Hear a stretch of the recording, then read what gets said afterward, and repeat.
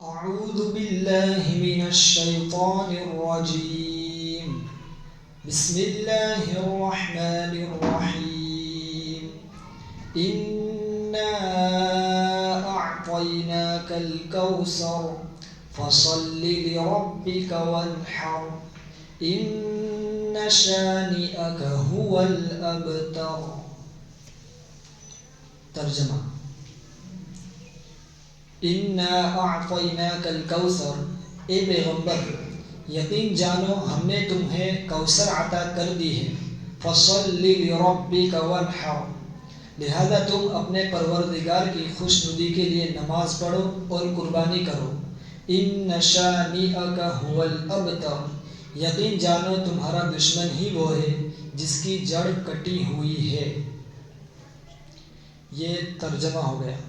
لیکن علامہ تھانوی علیہ الرحمہ، علامہ اشرف علی صاحب تھانوی، انہوں نے اس کا اور تفصیل سے ترجمہ کیا ہے جس سے بات ایک دم واضح اور صاف صاف معلوم ہو جاتی ہے. علامہ تھانوی فرماتے ہیں کہ بے شک ہم نے آپ کو کوثر، اب کوثر کسے کہتے ہیں؟ کوثر جنت کے ایک حوض کا نام بھی ہے اور اس کے اندر ہر خیر کثیر جتنی بھی بھلائیاں ہیں وہ سب کے سب کوثر کے اندر داخل ہیں. یہ ہم نے آپ کو عطا فرمائی. اب خیر کثیر جس میں دنیا اور آخرت کی سب بھلائی آ گئی. دنیا میں دین اسلام کی بقا اور اس کی ترقی، اور آخرت میں جنت کے درجات جتنے بھی بڑے بڑے درجات ہیں وہ سب کے سب کوثر کے اندر داخل ہیں. آپ ان نعمتوں کے شکر میں اب اپنے پروردگار کے لیے نماز پڑھیے. اب نماز کیوں پڑھیے؟ اس لیے کہ نماز سب سے بڑی نعمت کے شکر میں سب سے بڑی عبادت چاہیے. اللہ نے آپ کو جو کوثر دی، تو اب کوثر ایک اللہ کی بہت بڑی نعمت ہے. تو اللہ کی بہت بڑی نعمت ہے تو اس کا شکریہ بھی آپ بہت بڑی عبادت سے کیجیے. اور سب سے بڑی عبادت کیا؟ وہ ہے نماز. اور تکمیل شکر کے لیے جسمانی عبادت کے ساتھ ساتھ مالی عبادت. یہاں پر دیکھیے فَصَلِّ لِرَبِّكَ وَانْحَرْ، آپ اپنے رب کے لیے نماز پڑھیے اور قربانی کیجیے. باقی جگہ قرآن کریم میں آپ اپنے رب کے لیے نماز پڑھیے اور زکوٰۃ دیجیے. نماز کے ساتھ زکوٰۃ کا ذکر آیا ہے، لیکن یہاں پر اللہ تبارک و تعالیٰ نے نماز کے ساتھ قربانی کو ذکر کیا، جیسا کہ دوسری آیتوں میں اس کا ذکر آتا ہے. اب یہاں پر فَصَلِّ لِرَبِّكَ وَانْحَرْ، آپ اپنے رب کے لیے قربانی کیجیے. تو یہاں پر یہ بات یاد رکھنی چاہیے کہ شروع میں مسلمانوں کے اوپر قربانی کا حکم نہیں آیا تھا. مسلمان بھی جو ہے بتوں کے نام کے اوپر قربانی کیا کرتے تھے، لیکن جیسے ہی آیت کریمہ نازل ہوئی فَصَلِّ لِرَبِّكَ وَانْحَرْ، کہ اپنے رب کے لیے ہی قربانی کیجیے، تو یہاں پر مشرکین کی مخالفت ہو گئی.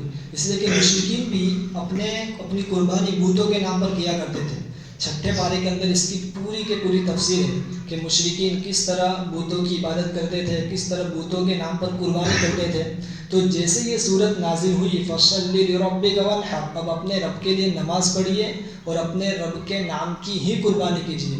لہذا کوئی بھی مسلمان جب بھی قربانی کرے گا تو اسے اللہ تعالیٰ کا نام لینا پڑے گا، تبھی وہ ذبح ہوگا. آگے فرمایا إِنَّ شَانِئَكَ هُوَ الْأَبْتَرُ. آگے آپ صلی اللہ علیہ وسلم کے صاحبزادے قاسم، آپ صلی اللہ علیہ وسلم کے دو صاحبزادے، ایک ابراہیم اور ایک قاسم. تو یہ قاسم جو تھے خدیجہ رضی اللہ تعالیٰ عنہ کے بطن سے پیدا ہوئے تھے، لیکن یہ پیدا ہوتے ان کا انتقال ہو گیا تھا. اب جو مشرکین جو تھے وہ آپ صلی اللہ علیہ وسلم کو طعنہ دیا کرتے تھے کہ آپ نعوذ باللہ آپ کی نسل نہیں چلے گی اور آپ کا جو دین کا سلسلہ ہے وہ بھی بہت جلد ختم ہو جائے گا. تو اس کا جواب دیا کہ اللہ تبارک و تعالیٰ نے آپ کو بالیقین، آپ کا دشمن تو وہی ہے جو بے نام و نشان ہے. خواہ آپ کی ظاہری نسل آپ صلی اللہ علیہ وسلم کی کوئی مذکر اولاد نہیں تھی، اس لیے مشرکین آپ کو طعنہ دیتے تھے کہ آپ کی نسل نہیں چلے گی، آپ کا دین نعوذ باللہ ختم ہو جائے گا. جیسے ہی آپ صلی اللہ علیہ وسلم کا انتقال ہوگا تو آپ کا دین ختم ہو جائے گا، اس لیے کہ آپ کی کوئی مذکر اولاد نہیں ہے. تو اللہ تبارک و تعالیٰ نے یہ صورت نازل فرما کر فرما دیا کہ آپ کی امت ہے اور آپ کی یاد، آپ کی نیک نامی، آپ سے محبت، آپ سے اعتقاد یہ دنیا میں باقی رہے گا. اور یہ سب کے سب اللہ تبارک و تعالیٰ نے إِنَّ شَانِئَكَ هُوَ فَصَلِّ لِرَبِّكَ وَانْحَرْ إِنَّ شَانِئَكَ هُوَ الْأَبْتَرُ، ابتر کہہ کر کفار اور مشرکین کی تردید کر دی. اب یہاں پر اللہ کے رسول صلی اللہ علیہ وسلم کی تیسری اولاد یعنی مذکر اولاد کوئی نہیں تھی، لیکن جو اللہ تعالیٰ کو مقصود تھا قرآن کریم میں فرمایا یہاں تک کہ دنیا سے گزر کر آپ جب آخرت میں جائیں گے تو بھی اللہ تبارک و تعالیٰ آپ کو بہت سے انعامات سے نوازیں گے، جس سے فرمایا وَرَفَعْنَا لَكَ ذِكْرَكَ کہ اللہ تعالیٰ نے آپ کا مرتبہ بہت بلند کر دیا ہے اور آپ کے ذکر کو ہمیشہ قائم باقی رہے گی۔ ہم کلمہ پڑھتے ہیں لا الہ الا اللہ، تو ساتھ میں آگے کیا پڑھتے ہیں محمد رسول اللہ۔ تو جب بھی اللہ تبارک و تعالیٰ کا نام لیا جائے گا تب تب اللہ کے رسول صلی اللہ علیہ وسلم کا بھی نام لیا جائے گا۔ اب آگے شان نزول آ رہا ہے۔ دیکھیے قرآن کریم کے اندر جب بھی کوئی صورت نازل ہوتی ہے تو اللہ تبارک و تعالیٰ کسی نہ کسی واقعے کو بیان کرتے ہیں۔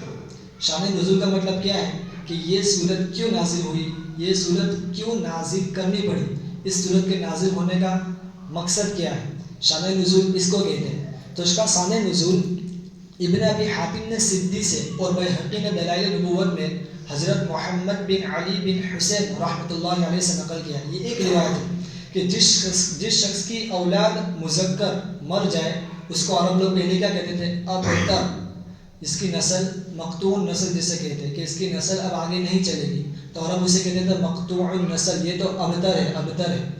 تو جس وقت نبی کریم صلی اللہ علیہ وسلم کے صاحبزادے قاسم یا ابراہیم، اس میں اختلاف ہے قاسم کا انتقال ہوا یا ابراہیم کا، ان دونوں میں سے کسی ایک کا بچپن میں انتقال ہو گیا تو کفار مکہ آپ کو ابتر کہہ کر تانا دینے لگے آپ صلی اللہ علیہ وسلم کو کہ یہ تو ابتر ہے، نعوذ باللہ ان کی نسل نہیں چلے گی، اب ان کا دین کا سلسلہ ختم ہو جائے گا۔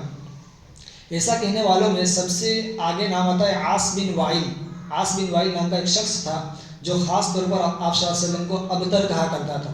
اس کے سامنے جب اللہ کے رسول صلی اللہ علیہ وسلم کا ذکر کیا جاتا تو کہتا کہ ان کی باتوں کو چھوڑ دو، ان کے اوپر زیادہ دھیان مت دو، ان کی فکر مت کرو، اس لیے کہ یہ تو ابتر ہے، ان کی نسل چلنے والی نہیں ہے، تو ان کا دین کا سلسلہ بھی ختم ہو جائے گا۔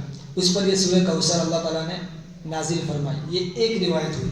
دوسری روایت، بعض روایت میں آتا ہے کعب بن اشرف یہودیوں کا بہت بڑا سردار مانا جاتا تھا، کعب بن اشرف۔ تو ایک مرتبہ یہ مکہ مکرمہ میں آیا تو قریش مکہ ان کے پاس گئے اور ان سے کہا کہ آپ اس نوجوان کو یعنی اللہ کے رسول صلی اللہ علیہ وسلم کو نہیں دیکھتے جو یہ کہتے ہیں کہ وہ ہم سے بہتر ہیں دین کے اعتبار سے، حالانکہ ہم حجاج کی خدمت کرتے ہیں، بیت اللہ کی حفاظت کرتے ہیں، لوگوں کو پانی پلاتے ہیں۔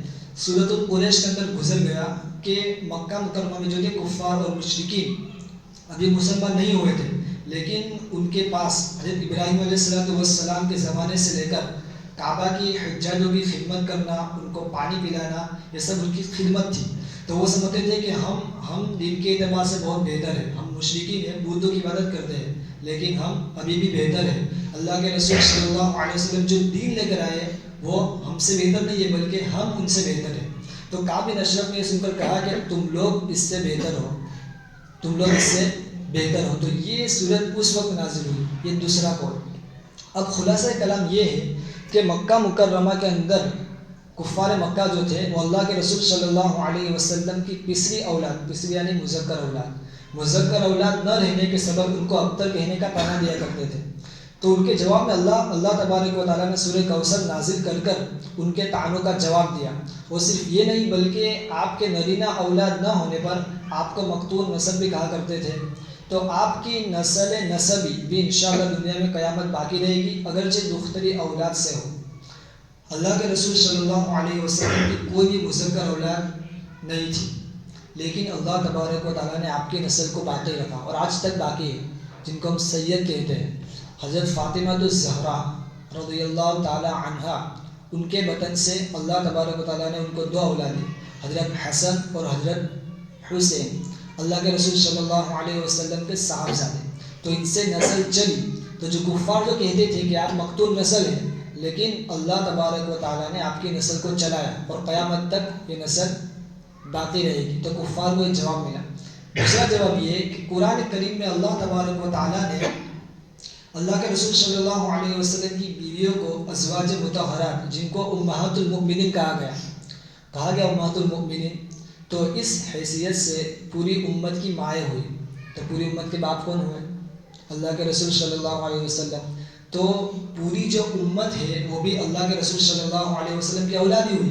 تو اس طرح بھی اللہ تبارک و تعالیٰ نے آپ صلی اللہ علیہ وسلم کی اولاد کو قیامت تک باقی رکھا اور کفار اور مشرکین کو یہ صورت اتار کر ان کو جواب دے دیا ابتر کہ ابتر تو تم ہی لوگ ہو ان شانئک هو ابتر. جو کفار جو کہتے تھے عاص بن وائل اور کعب بن اشرف ان کی نسل کا ابھی تک کچھ پتہ چلا نہیں کہ ان کی نسل ہے بھی یا نہیں, لیکن اللہ کے رسول صلی اللہ علیہ وسلم کی نسل ابھی تک باقی ہے. لہذا در حقیقت نبی کی اولاد معنوی ہوتی ہے تو اس سے انبیاء علیہ السلام کی امتوں سے بھی بڑھ جائے گی.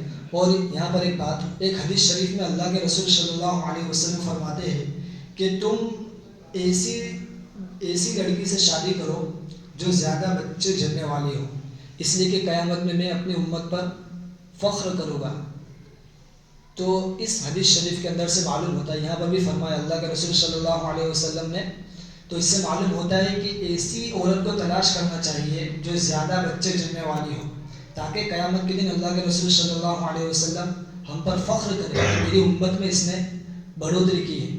آج کے زمانے میں بھی کچھ مشرکین اور کچھ لوگ کہتے ہیں, آگے شاید اس کی پابندی بھی لگائی تھی کہ ہم دو ہمارے دو, کسی نے یہ نعرہ لگایا تھا کہ ہم دو ہمارے دو, لیکن اسی وقت ایک مسلمان کھڑا ہوا اور اس نے کیا نعرہ لگایا, ہم دو ہمارے گنتے رہو, ہم دو ہمارے گنتے رہو, یہ اس نے نعرہ لگایا. تو بالکل صحیح نعرہ ہے, اس لیے کہ حدیث شریف بھی ہے کہ تم ایسی بیوی کو تلاش کرو جو زیادہ بچے جننے والی ہو, تو ہم جتنی اولادیں پیدا کریں گے اتنی امت بڑھے گی, اور قیامت کے دن اللہ کے رسول صلی اللہ علیہ وسلم ہم پر فخر کرے گے کہ یہ میرا امتی ہے, اس کے اتنے بچے, اس کے اتنے بچے, اس نے اتنی اولاد جنی. تو اس سے یہ بھی معلوم ہوتا ہے. نیز آگے ایک بہت بڑی حدیث شریف آ رہی ہے. یہ سورت چھوٹی ہے, سورۃ الکوثر صرف 3 یا 4 آیت کی سورت ہے, لیکن اس کی تفسیر بہت بڑی ہے. تو یہاں پر اپنی بات کو ختم کر دے. آگے حوض کے متعلق آتا ہے, حوض کسے کہتے ہیں, حوض کا مطلب کیا, قربانی کے متعلق, اسے انشاءاللہ آئندہ مجلس کے اندر پڑھیں گے. وآخر دعوانا الحمدللہ.